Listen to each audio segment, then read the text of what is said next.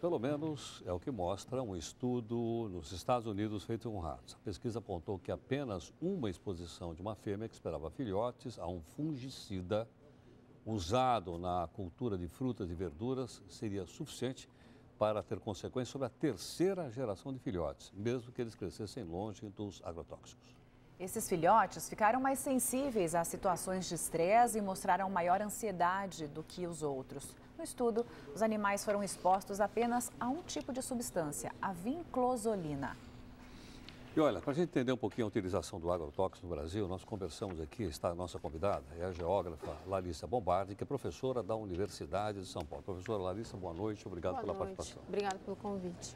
Professora, normalmente quando a gente conversa com o pessoal que fabrica agrotóxico, né, que eles chamam de defensivo agrícola, você fala agrotóxico, eles ficam bravos. Eles dizem, não, a manipulação disso tem que ser feita corretamente, tem instruções, etc, etc, etc.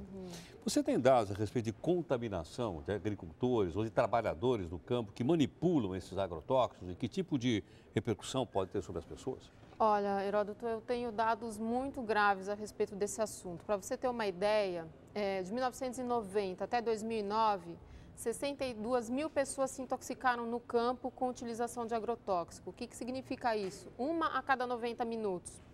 Mas isso não é tudo, é um pouco pior, né? Porque se a gente for pensar nos casos de morte no mesmo período, 1.900 pessoas morreram nesse período por intoxicação.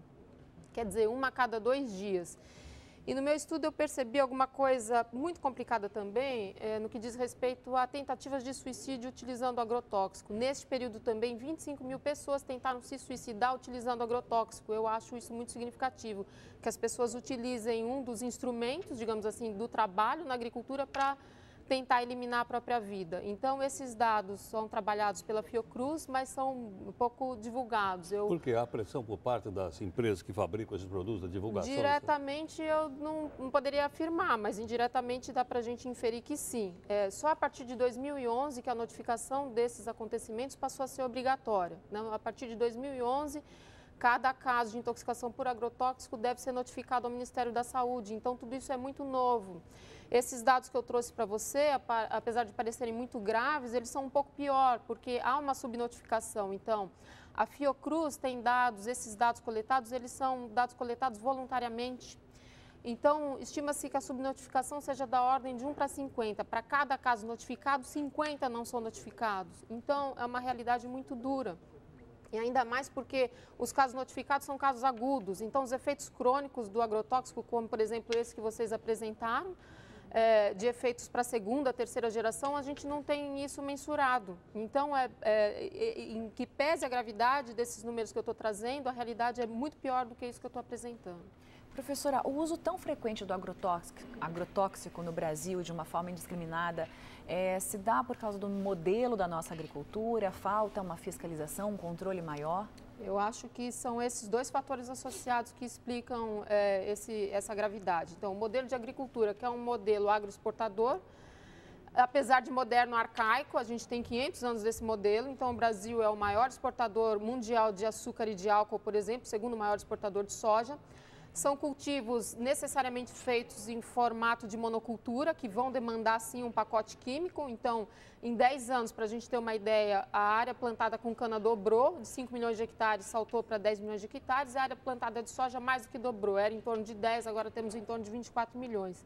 Então, é um modelo, sim, que explica essa quantidade absurda de uso de agrotóxico. A soja sozinha é responsável pelo consumo de 47% do agrotóxico vendido no Brasil. Então, isso é por um lado. Então, a gente tem um modelo que privilegia a exportação ao invés da soberania alimentar. Esse produto é fabricado no Brasil ou é importado? Uma parte grande é importada. A maior parte dele é importada. Uma maior parte importada e uma coisa muito grave, que acho que tem a ver com o segundo ponto que você ressaltou.